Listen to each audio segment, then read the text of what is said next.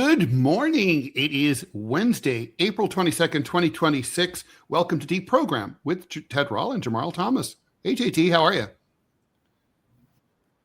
I'm doing okay. What's going on, man? You doing okay this morning? I'm doing okay, and our colleague Manila Chan is in hospital right now, delivering her child. Is she? She is. Wow. Yeah. 45 Shout years out old. Manila. Wow. Yeah. Yeah. So, 45 years young. So TMI show still goes on, doing that in the 10 o'clock hour, but Robbie, you'll be sitting in. I've chose some topics that will fit. Manila was going to be doing it from the emergency room or from the hospital. Well, if she was truly professional, no work ethic, that one. Right. Anyway, all right. So please like, follow, and share the show. A lot going on today, so we should just get into it. I mean, there's always a lot going on, but this is just, it does not make that untrue. Coming up at 9:30, we're going to have a special guest, journalist Murtaza Hussain, who broke this story on DropSite News, is going to talk about the details of a secret mutual defense treaty between Saudi Arabia and Pakistan. Obviously, with Pakistan is serving as the intermediary between Iran and the United States, and Saudi Arabia being Iran's biggest enemy in the Middle East, that has some major foreign policy implications. Join us in 25 minutes to talk to Murtaza, and he and we will be taking your questions during that time. Speaking of which, if you do have any questions for either JT or myself, just pop them into the live chat on YouTube or Rumble, 9 a.m. In the 9 a.m. Eastern hour if you're watching live. Otherwise, you can post them in the comments section on YouTube or Rumble, and we will get to those the next day. It's probably priority will go to the super chats, and that's so. I'm trying to think if there's any other housekeeping to know about. I didn't hear back from you guys. Are you guys going to do Q&A without me, or because I can't do it today at 12 noon? Maybe. So I have a doctor's appointment at 1. I just realized.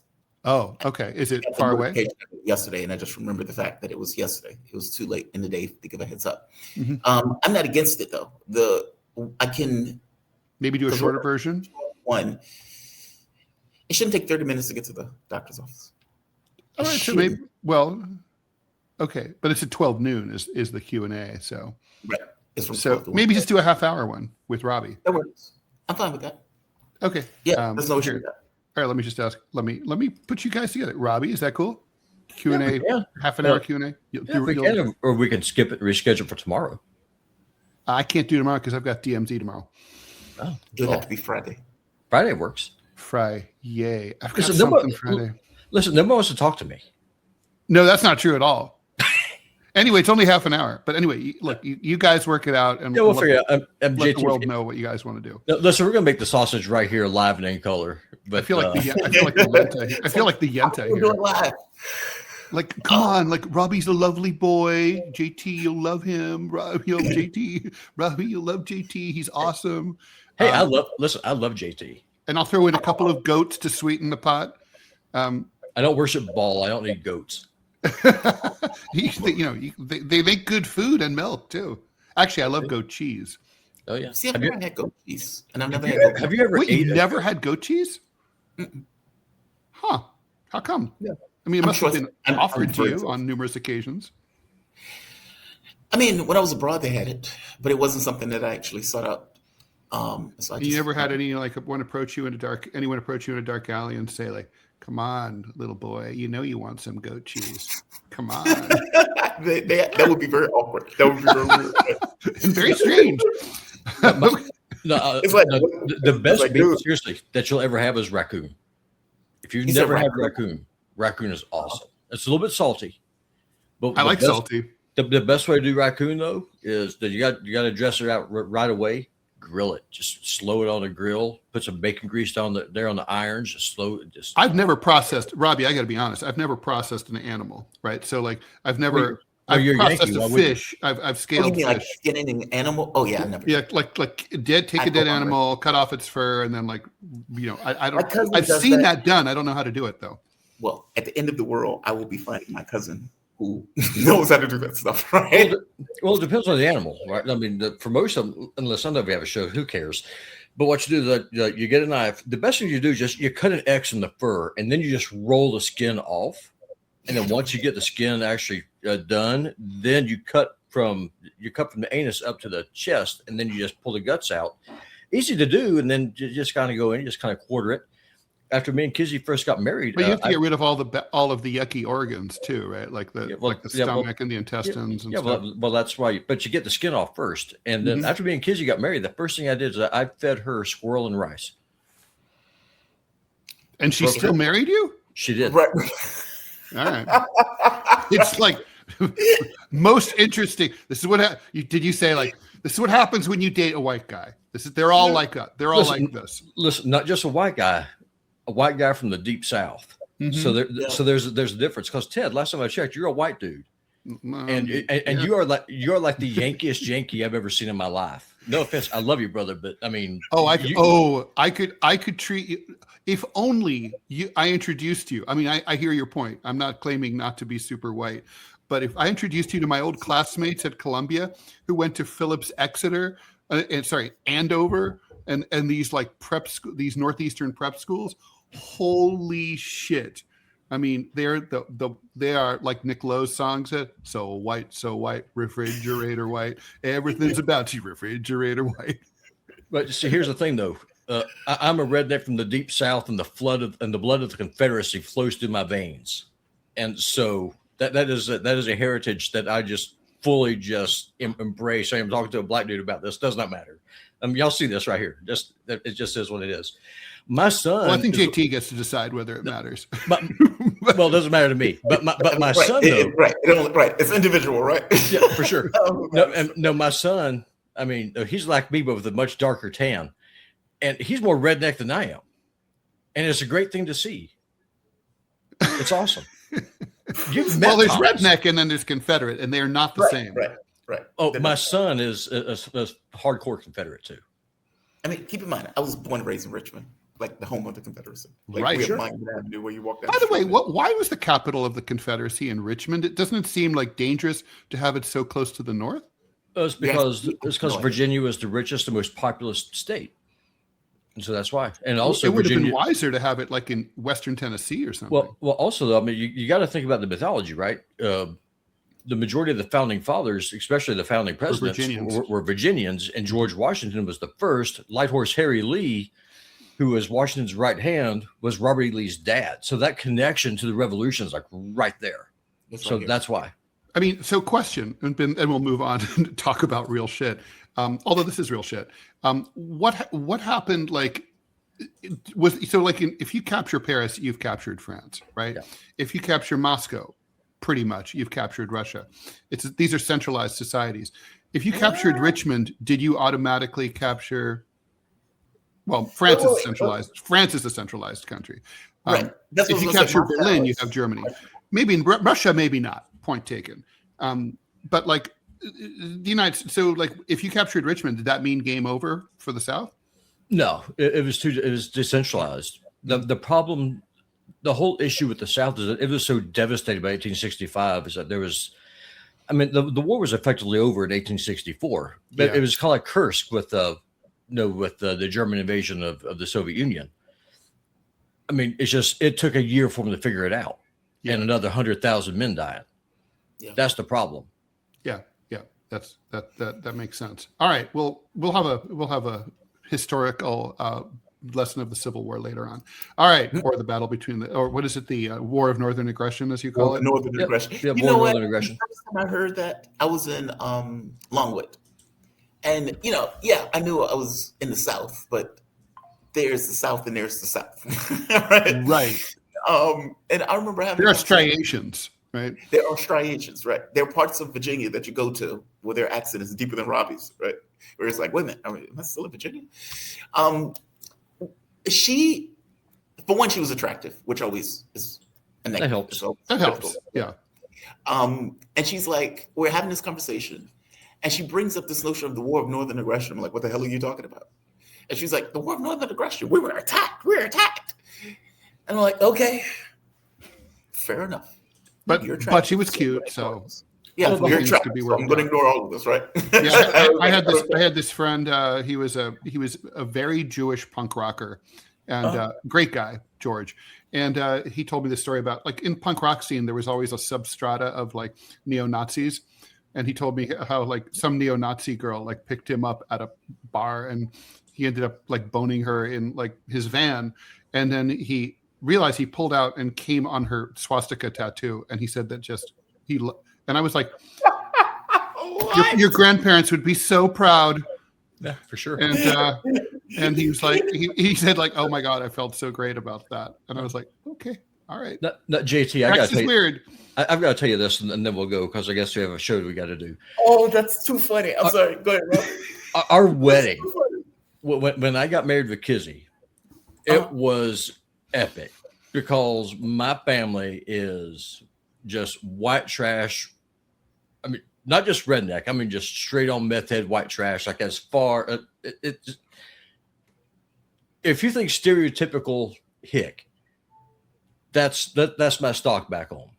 Okay. And then, of course, here I am marrying a black woman, and her family, like her mom and grandmother, of course, they grew up there in segregation and stuff. And so we all got to this church, and these are going to be a very entertaining wedding, or it's going to turn into a race war. It was going to be one or the other. And we had no idea how this is going to go. Uh-huh. And it was just the nicest wedding. Everyone got along after it. Everyone just hanging out. Well, you are alive, so yeah, stories. Clearly. And but we had no idea though, like what was it's kind of like with water and sodium. If you put the two of them together, bad things don't tend to happen. Right. We did not know what was going to happen here. And it just turned out just to be such a good time. I think we set race relations forward probably like 100 years in Northwest Florida. I mean, look, man, at the end of the day, can do that. A race. I mean, the family just wants you to treat her right. Oh no. No. No. So some of her folks were very, very not happy with her taking up with the white guy, like none at all. It was just like you are literally with the enemy here. See, usually I see it the other way around, right? Like when you're dating a white woman and black women are looking at you like, you motherfucker. Like, yeah. Yeah. So when I first started dating Kizzy, I went for a walk with her mama, and we were walking around and we were talking, and she expressed her concerns. I was like, Miss Maudel, I said, listen, I understand. I said, I love you. I said, but you don't understand. I ain't asking to marry you. I'm asking to marry your daughter. That's the difference. And I said, I love her. I'll take good care of her. So I'll do everything I can to make sure that she has everything she needs, that she's the happiest woman in the world. But I mean, I can't change what I am. You can't change what you are. And even if I could, I wouldn't do it. Right. And it's like, well, sounds good, Robbie, but if you ever get tired of her, please don't kill her. Just bring her home. Is that what she said for that real? That is 100% what she said. And I said, I'll 100% make you that promise. I won't kill her and I'll bring her home, but I'm keeping her. I'm not going to take her back to the pound, okay? Kill her, just bring her home. Oh, my God. And with that, I mean, we are like but I mean, me and Maudel, I mean, honest to God, I love that woman. And I told y'all the story last week. Poor thing. She's fighting dementia and stuff right now. She's just like, Robbie, you're my favorite white person. It's like, I said, you're my second favorite Does she black know person. Any others? Oh, yeah. Oh, okay. Just checking. All right. Were you the only one? Are you the only one? Are you the only cracker she knows? Well, you know, I'm a journalist. You got to fact check this. Yeah, all right, Robbie. You can stay on, but we've got to get on and actually go find us some comments. Okay. All right. So listen, it turns out, remember last week, Donald Trump said there's I'm not even going to do the run through. We're just going to hit the stories. So last week, Trump was threatening no more Mr. Nice Guy. And well, it turns out there is there is actually more Mr. Nice Guy. So Trump blinked again, another Taco Tuesday 2.0, actually maybe 3.0 by now. Yep. It's 3.0. And anyway, so here's the story, right? It's very clear now to all but the most insane MAGA supporters that there is no master plan here. Donald Trump has been bluffing all along. He knows that Iran has all the advantages. JT, just a couple of minutes ago, USA Today reported that Iran fired at 3 ships in the Strait of Hormuz and also seized 2 ships in the Strait of Hormuz and brought them over to an Iranian port. No word on which countries those ships belong to. Obviously, the Strait of Hormuz has never been more closed ever. Right. So, the challenge now for everybody concerned is how to frame any kind of post-war agreement in a way that doesn't make Donald Trump look like the loser that he is. And I don't know I guess there must be a way to thread this needle, but that's hard. And so, once again, he's like, the military's raring to go. We'll bomb them. But at this point, the boy has cried and screamed and shouted wolf so many times that we have to kind of think, you don't have the cards, Donald. You don't have them. I know, right? I know. I would like to point out that I was right. You were right. There was no way Iran could negotiate under these terms because it's like if I kick you in the balls and then you sit down and it's like, all right, let's negotiate. What does it mean if you do? Right? It's like, I've just kicked you in the balls. You better take your sore balls and go home. Otherwise, they're going to look at you and say, they're weak. And it's like, even if you want to negotiate, how do you do it under these terms, right? You have a moderate, quote unquote, government that's in office. They want to negotiate, even clashing against the RGC and hardliners in this particular situation. But how do you do it? Because the moment that I sit down, it's like, dude, you've been stealing my ships. You have a blockade that's going on. There is no ceasefire in Iran or in the Middle East in the context of Lebanon. None of these things have happened. And if I sit down after basically saying these are my preconditions, what do you view me as in this case? You view it as I'm sitting down because I have to, right? Which is not the signal that I want to give. It makes the war longer and it makes the negotiation even that much worse or that much harder, because now I'm dealing with this notion that you're looking at me as if I'm prey. Yeah, the strongest position that they took was silence. We're not talking to you under these terms. And God bless them for it. God bless them.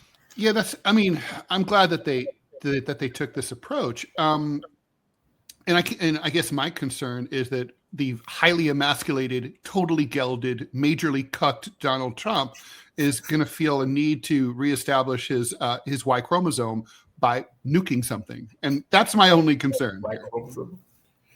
Yeah, look, man, it is a concern. I have a hard time wrapping my head around the U.S. attacking a non-nuclear state with nukes. Is it possible? Well, it did it before. True, but that was in the middle of a war where life had very little value. We're talking about 50 million people dying, right?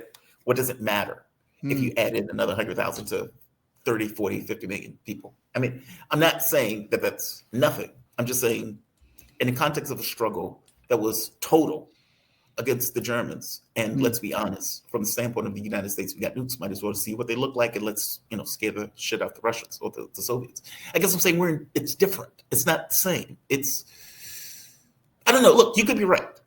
And this could be something that Trump comes up with. I would hope there's somebody in the room saying no. Is it possible? Sure, it's possible. But I get the sense, did you see, there was a reporting that came out, I believe it was CNN, and they were talking about the munitions that the United States effectively utilized in this war.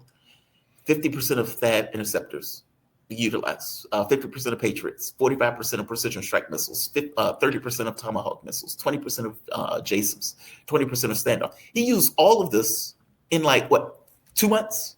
Mm-hmm. Modern war. Yeah. We had to ask the Yukis for some of our stuff back. It's amazing. And the Yukis don't have it because, you know what they do with our stuff. They don't really fire that much of it at the Ruskies.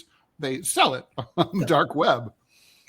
So make a buck, make a profit. I guess my point is, it's it would be to expend this much material for this little results. And not just this little results. It's even worse than that because Iran took the Strait of Hormuz, something that wasn't true before the war started. Right. Yeah. Let's not forget that. Right. Like, if Donald Trump has a colossal victory, he winds up right back where he started. Yes. If he wins, Yeah. I mean, that's piss poor. I mean, the question becomes, how does he extricate himself from this? Because the problem is, a U.S. president is loath to accept the fact that they failed. And even if you're looking at the Ukraine war, for example, right? It's clear as day that Ukraine has lost that war. And yet it rolls on. And even I accept that Trump may want a deal, but he can never accept the deal under the terms to which Russia would give him, because losers don't get to dictate terms. And I feel the same way with the Iran thing, with the difference is Iran doesn't have nukes. So the catch becomes, back to your court, are nukes utilized as a wild card last resort in order to avoid humiliation? Well, I know you don't buy this. I'm just wondering, now that you've had a chance to think about it a little more, if you've changed your mind.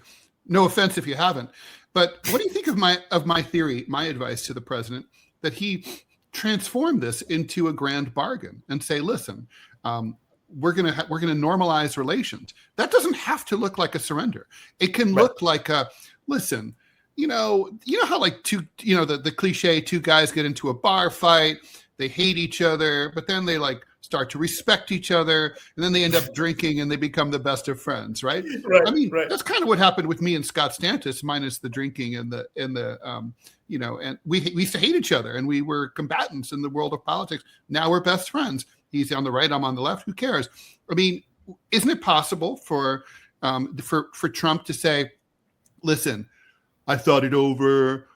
Fighting with the Iranians is stupid. I thought about all the money America could make. We could sell them stuff. We can do business, make a deal. It's like, bring them into the fold. It's a big win for us. I mean, honestly, that's not so hard to frame. See, it's running against inertia. Like, there's political inertia. But Donald Trump runs against it. His whole career is about running against inertia, right? You don't think so? Like, basically, that he would have to. Well, you have to tell Bibi to fuck off. But there's that too. But who cares? I mean, like, no one likes Israel anymore. It's never coming back. The American people, Israel's dead to them. AIPAC has lost its power. They're done. So why not just? I mean, we can all see it coming. But that's such a change of direction. It is. Like, it's radical. I mean, like, not just radical. It is jarring. And I feel like it's jarring in a way, like if Superman catches somebody falling off of a cliff, Superman is going to break their back, right? They're moving at 9.8 meters per second squared, straight down. The Superman's like, here, we rescued you. And it's like, oh my God, this person is mush. I guess, look, from your mouth to God's ears, fair enough. I don't know how that works in our political space. What is Congress going to say? What is the media going to say? Look, I was at the Joe Biden, Vladimir Putin summit, right? Where Joe Biden and Putin talk, because there was a situation of this concern that there was no communication between the two and that things could spiral out of control. Mm-hmm. I watched the media. Joe Biden gives a speech. Joe Biden sounds a lot like Putin in that speech, meaning they've obviously correlated what they were going to say. Mm-hmm. And I watched the media eat Joe Biden alive, screaming at him about, did you stick it to Putin? Did you tell Putin to fuck off? Did you talk about the Ukrainians? Did you talk about this? Did you talk about that? And Joe Biden, this is that moment where Joe Biden's so screaming at the reporter, saying, you don't understand the situation that we're dealing with. Like, that's what a U.S. president would have to deal with if a U.S. president all of a sudden. But the difference is that Joe Biden had a sympathetic media before that happened, and he was worried about losing it. Donald Trump doesn't have a sympathetic media, so he's not losing anything. It's the political issue. It's just hard for me to say politically. I'm not saying you're wrong. It would be nice. I think it's a simple matter of, like, anyone with clarity can see that this is what's in the cards. So the only question now is, when are you going to realize it and respond to it? Are you going to wait until it's upon you and, like, the wolf is eating your ass, or are you going to just, accept the reality and deal with it now? That's really the question. I mean, and if you're Trump, it's to your advantage to accept it on the earlier side, because then it solves a bunch of your problems. I mean, first of all, cutting Bibi is a serious drag on his popularity, right? I mean, he's down at 35%. You and I know that just by cutting Israel loose, he'd be bounced up to back up to 40. He's not going to lose MAGA world over that, and he'd pick up some people who are pissed off about Gaza and Israel and Iran. I mean, it would be good for him. I do get it, but I think ultimately what you're going to see is he will need to try to find a way, short of the quote nuclear option, right, and doing something just catastrophic. He would need to find a way to spin it. I mean, Trump has for sure no need for honesty or the truth, morality, good sense, nope. Rationality, any of those things, nope. And he can walk out. Mark Soboda talks about this, how like Trump one time went out and was like, yeah, Ukraine, Zelensky is a dictator. And then the next day he's like, what? I never said that. And it's like, what? How do you do that? Right? Like most people don't have this Herculean ability to lie and just radical departure from the truth. Trump does. So obviously he's going to try to spin it. But I guess my biggest concern is that the ceasefire, it's not really a ceasefire.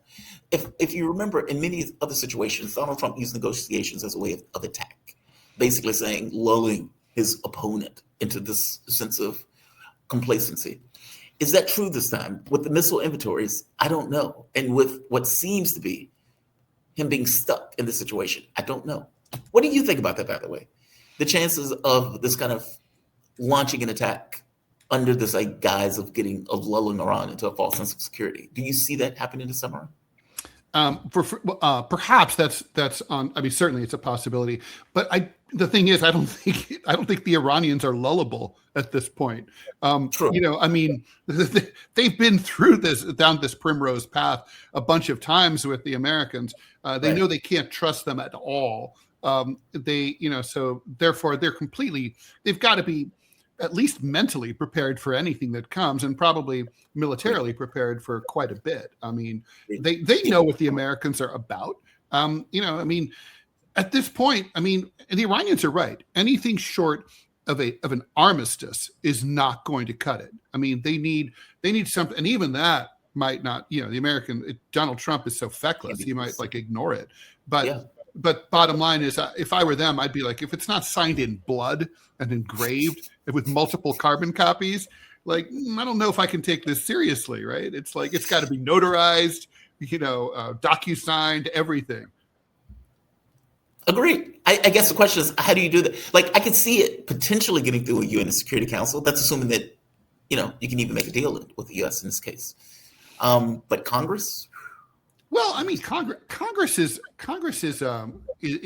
Trump's butt boy. They'll do whatever the fuck he wants. Besides which, they don't. The thing is, even if it's a treaty, okay, and let's just say they don't ratify, so what? It's still like a president signed the treaty. The president's still bound by it, and it doesn't have the full force of American law as a Senate ratified treaty obligation.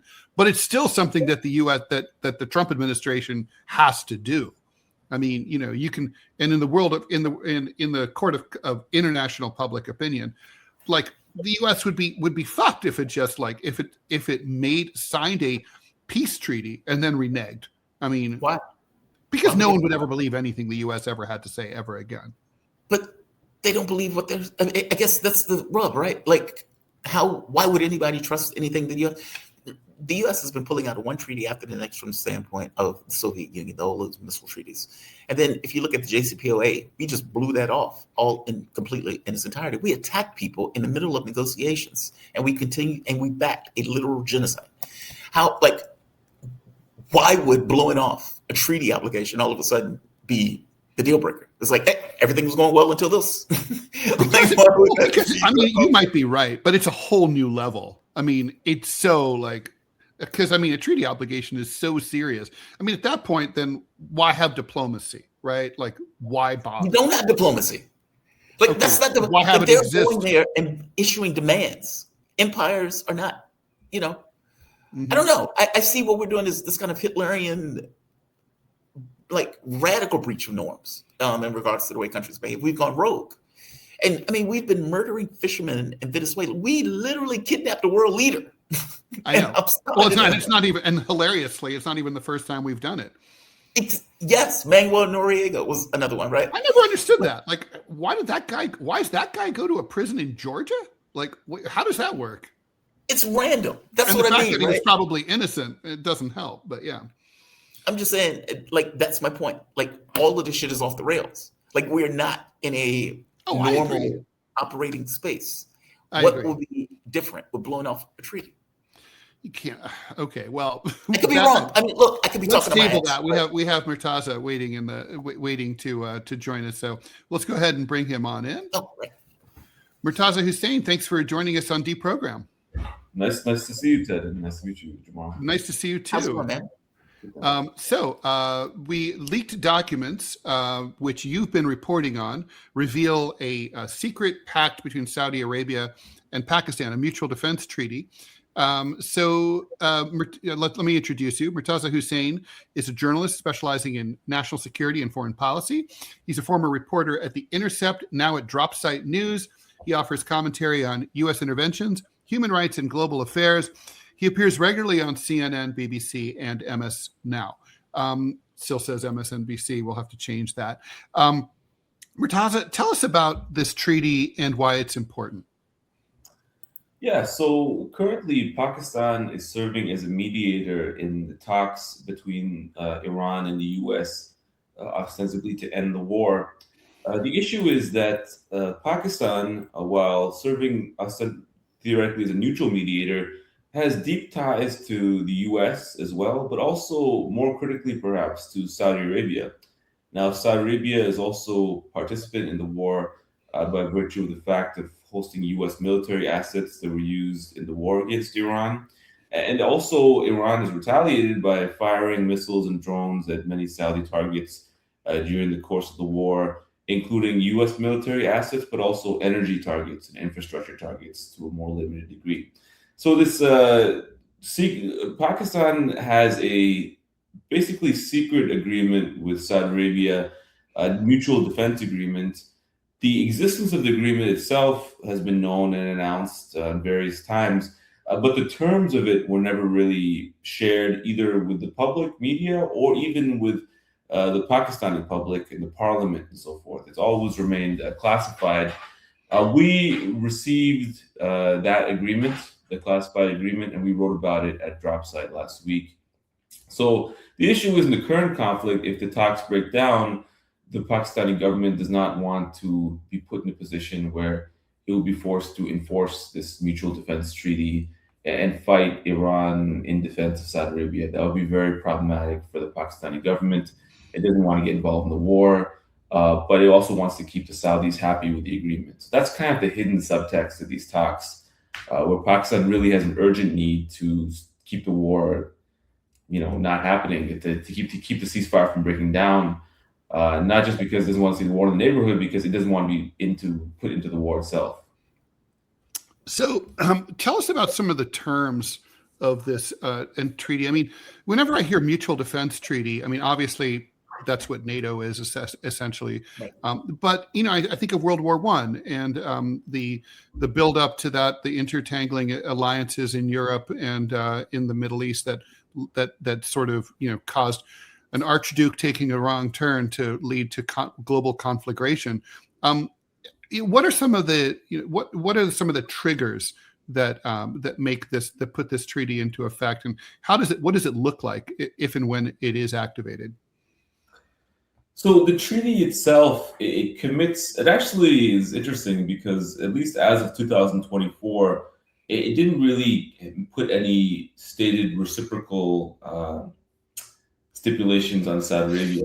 It was more about Pakistan protecting Saudi Arabia. And notably, it was about the deployment of Pakistani troops. So it's not so mutual. At least, there's gone through multiple iterations, and we have iterations going from the 80s to 2024.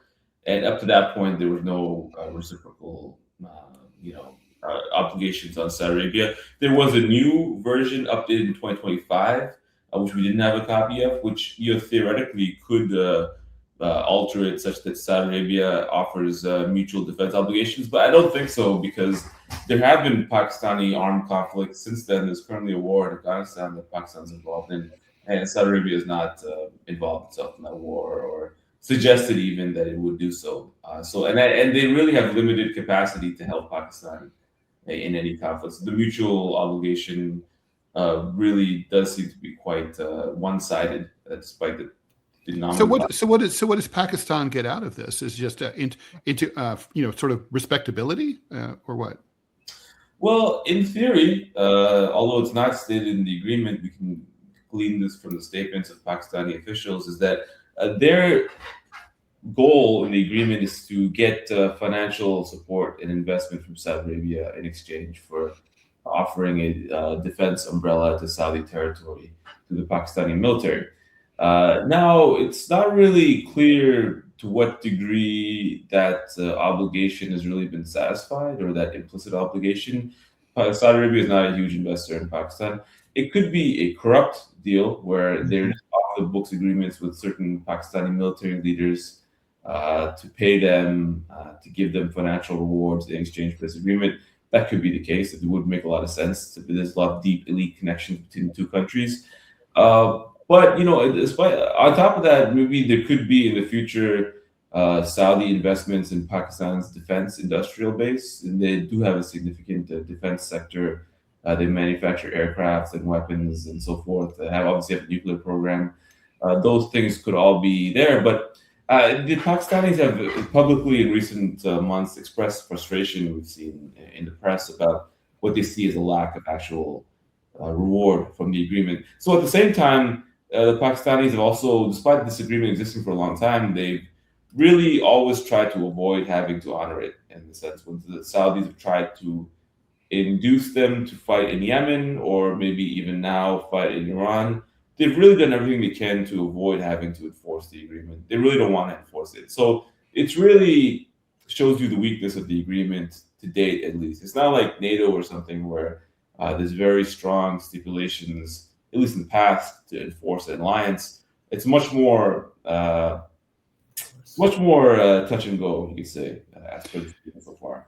Murtaza, there's it's a little bit strange for, I think, a lot of American ears to sort of think that the Saudis, who are swimming in cash and are suddenly in need of assistance, albeit a military, from a country as desperately poor as Pakistan is comparatively, and that comes at the same time as this report that that Trump is considering using U.S. tax dollars to compensate the UAE for the damage that they've sustained during the Israel-U.S. attack on Iran.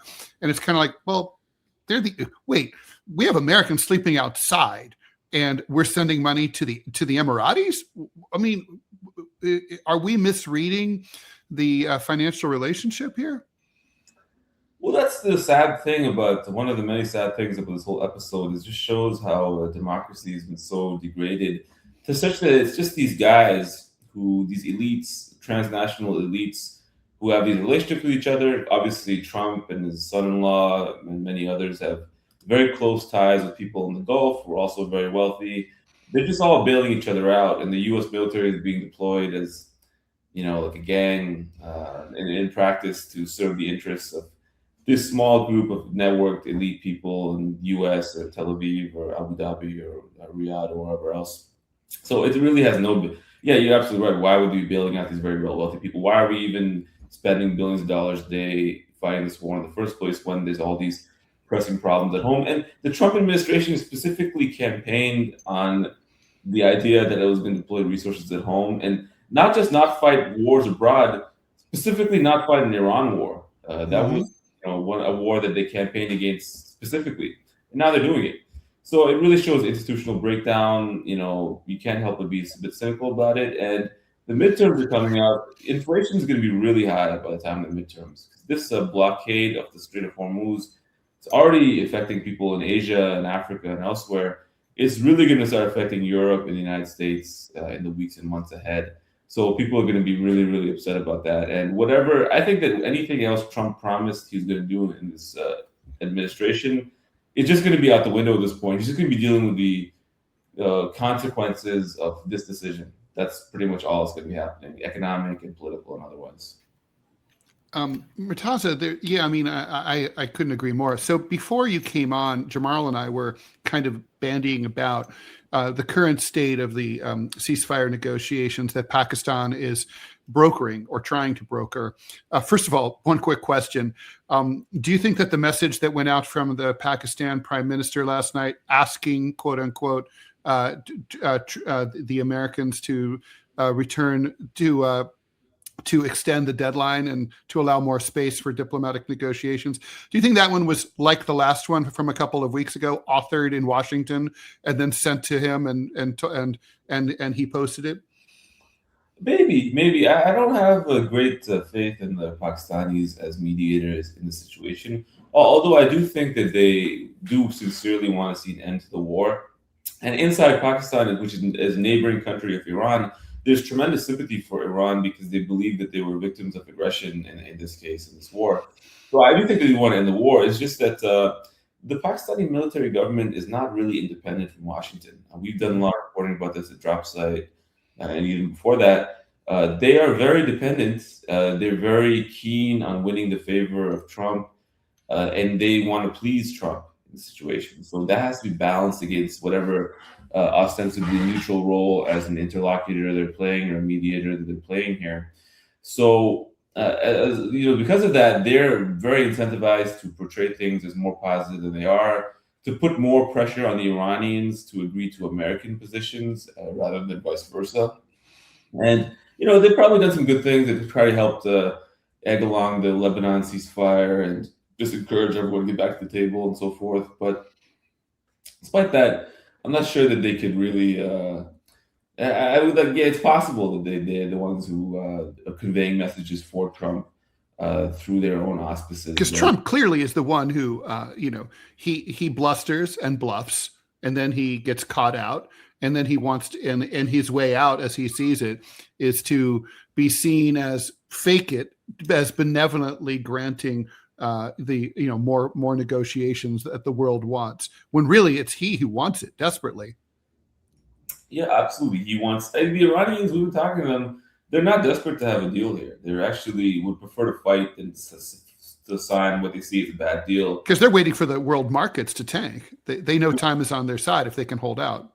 They're waiting for the world markets to tank, and also their perspective, they're fighting a war for existence. This is like their second war of independence. They're not thinking about midterms or short-term inflation and things like that. They see it as they're fighting for survival, and they could fight for years if they have to. They already fought a previous war in the 80s against Saddam Hussein, which the U.S. supported Saddam Hussein in that war. Years, and 1 million people were killed in the war. They saw it as a war for survival, so they were willing to pay a huge cost. It's the same thing now. Whereas for Trump, this Iran situation, he just kind of got into it without thinking about it too much, it seems. It was one of many things that he wants to get off his checklist, so to speak. He doesn't have the same investment emotionally or ideologically in having a war to the death with the Iranians. So, the time preferences favor the Iranians here for numerous reasons. And even Trump's strategy of trying to change the time preference by putting this blockade on the Iranians and so forth. Two things. They have a lot of slack in the system in Iran. They have oil storage space domestically. A lot of tankers seem to still be getting by despite the blockade. And finally, even if it resulted in damage to their oil production or huge, significant drop in oil sales and so forth, that's a price they're willing to pay because they're fighting for survival. And it's happened in the past, in the 2020s, when Trump put his maximum pressure sanctions. Iranian oil exports went almost to zero for quite a long time. They didn't collapse at that time, so why would they collapse now when they also have this reciprocal blockade in the Strait of Hormuz? So it really doesn't make any sense. It's a horrible decision he made to get into this war. He's trying to find one solution to get out of it. I think there's two likely options here. Well, actually, there's three options. First, the war could start again, which I see as possible, but the least likely option.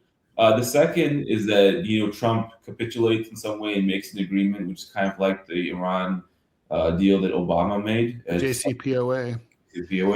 Or, and this could actually be the most likely outcome, and I've seen other people assess this as well, and I agree with it, is that Trump could just walk away. He could say, we're done with this. we smashed the situation. We broke the status quo here. It's worse now. The Iranians control the strait, but we don't want to make a deal with them. So let's just leave and let everyone else, sort things out. The problem with option 3, though, is that it leaves the strait under Iranian control, and therefore, the global economy hangs in the balance. And you can only imagine all the phone calls Trump is taking from world leaders and corporate leaders saying, "Please make the pain stop."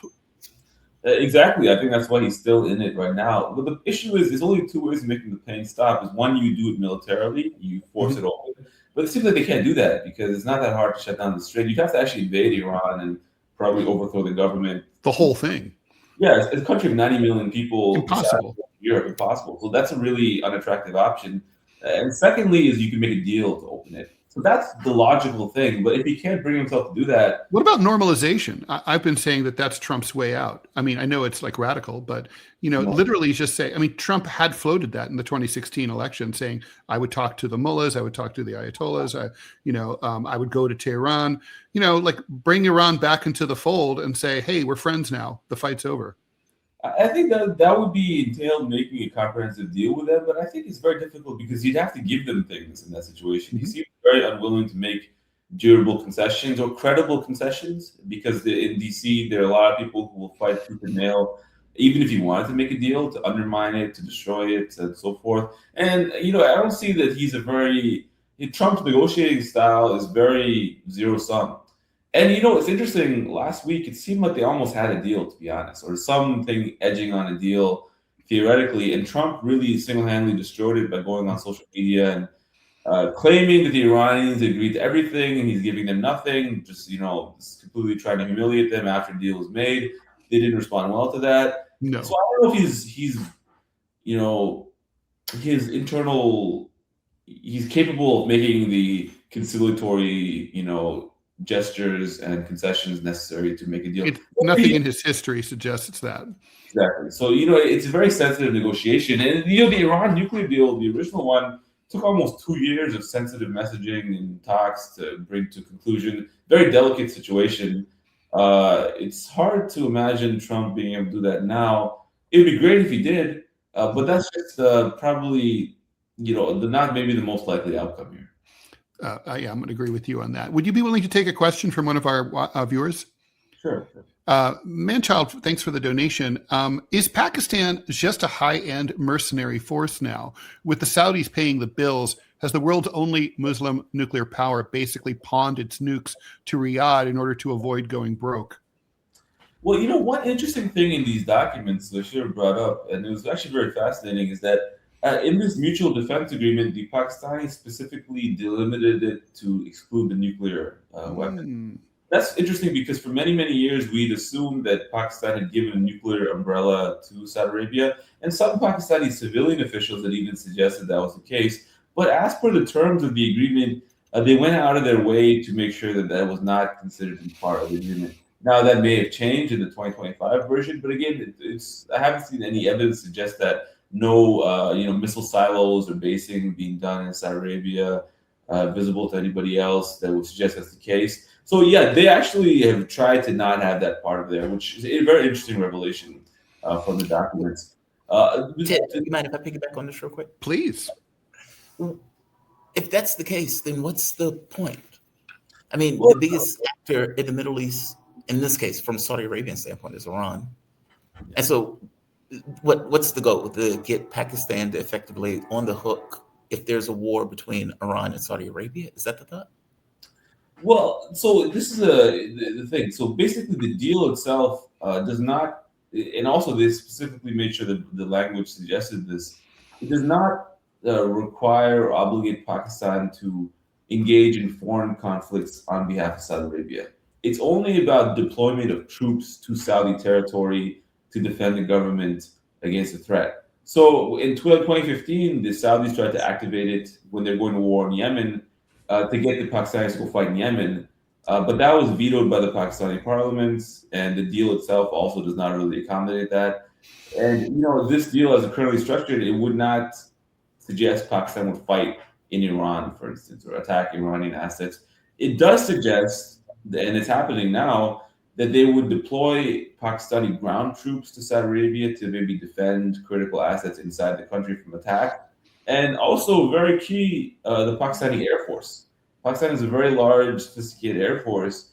Many of those planes are currently in Saudi Arabia, or some number of them are in Saudi Arabia, to defend you against drones or missiles. So, that's kind of the way it seems that the treaty is written and also being implemented. It's a treaty to defend Saudi Arabia against attack, and also potentially defend Saudi Arabia against internal security crisis. Maybe if there was a rebellion inside Saudi Arabia, theoretically, the deal does not exclude Pakistan from defending the Saudi royal family against that. So yeah, it's kind of like a military contractor agreement, absent any sort of reciprocal Saudi military concession, which I haven't seen. I think that's kind of how people would interpret it. Thank you so much for joining us. Murtaza, where can people find your work? Thanks. I'm at DropSite News, and you can find me on X and Substack as well, too. Murtaza, I hope you'll come back. That was really great. Yeah, absolutely. Thanks for having me, guys. Thank you so much. Murtaza Hussain is a reporter for DropSite News. He specializes in national security and foreign policy. He's a former reporter for the Intercept and offers commentary on U.S. interventions, human rights, and global affairs, and appears regularly on the big networks like CNN, BBC, and MS Now. All right, so that was cool. We should talk about. We should take, first of all, a few little super chats we have to get to. Count Zero, thanks for the £2. Need more Robbie. More Robbie you shall have, especially in the next hour if you stay tuned to TMI, because it'll just be me and Robbie. Jabari Media, thanks for the $9.99. So Robbie brought up the Confederacy, so I had to ask, are you saying that you're a non-racist Confederate? And if so, what does that mean? And why are Black people born like my family excluded? Robbie. Well, the Confederacy doesn't exist, so it'd be very hard for me to be a racist Confederate. So I'm just going to put that out there. Second, I really don't know how else that I can say this. Americans have a very difficult problem with oversimplifying things and putting everything into a cartoon wrapper. The good guys don't always wear black, or don't always wear white, and the bad guys don't always wear black. American history is very complicated. It's always been complicated. It's always going to be complicated. So trying to put things into this good, bad paradigm, it just doesn't work. If you study American history, you're going to see so much contradiction. You're going to see so much double dealing. You're going to see it all. In terms of the war between the states, it comes down to ultimately to what your politics are at the end of the day. Is the federal government a creation of the states, or are the states a creation of the federal government? Which one has supremacy? That's the question. I'm a states' rights guy. I believe that the Constitution is a dead document. It says what it says, and it cannot be interpreted to the times. That's the whole issue. The Constitution is a bill of negative rights. It tells the federal government what it is allowed to do, and anything that's not in the Constitution, per the 9th and 10th Amendments, are reserved to the states and specifically to the government people. What it's not allowed to do. But yeah, we do have to talk about one more topic here. And Robbie, why don't you just stay on, because I think you'll have thoughts about this. Okay. So Trump we anticipated that this would happen, and now it has. Trump has officially asked Congress to increase the U.S. defense budget by 42%. So to put that into perspective, 42%. To $1.5 trillion. That's 42% over last year. And that's 2/3 of an increase over Biden's last budget, 2024.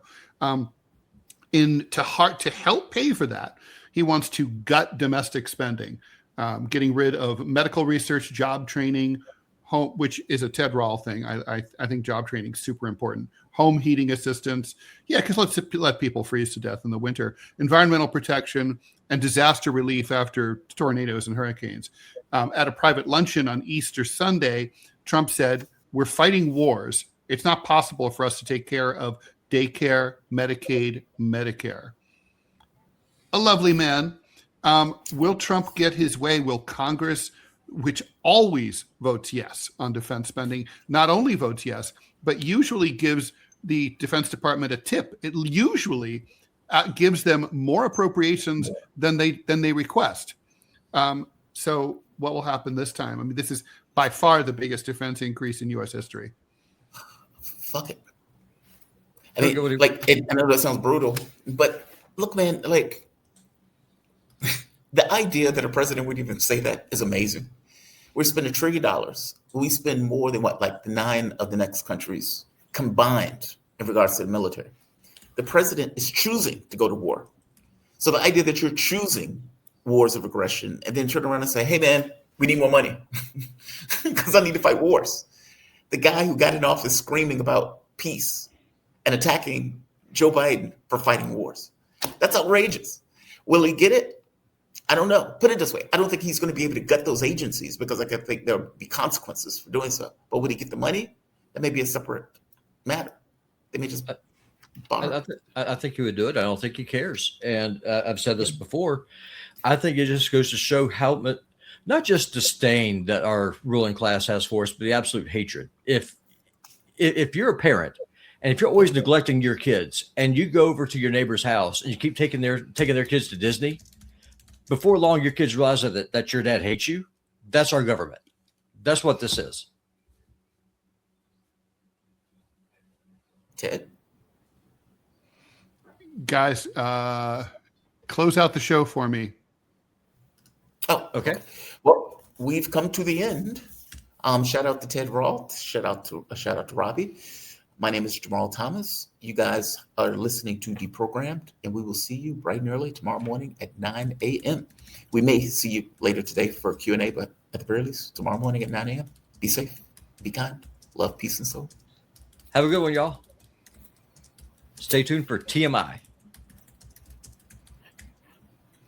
And we are 08. I did the countdown streaming for being okay. All right, guys, Be safe. Yeah, it's harder whenever usually Manila sets up the rooms. So whenever we're having to do this, it just makes it a lot more difficult. So. I see. Okay. Yeah, so I was confused. I'm sorry. I was confused. You are good. But stay tuned for TMI. I will be rating us over there now. Have a good one, guys.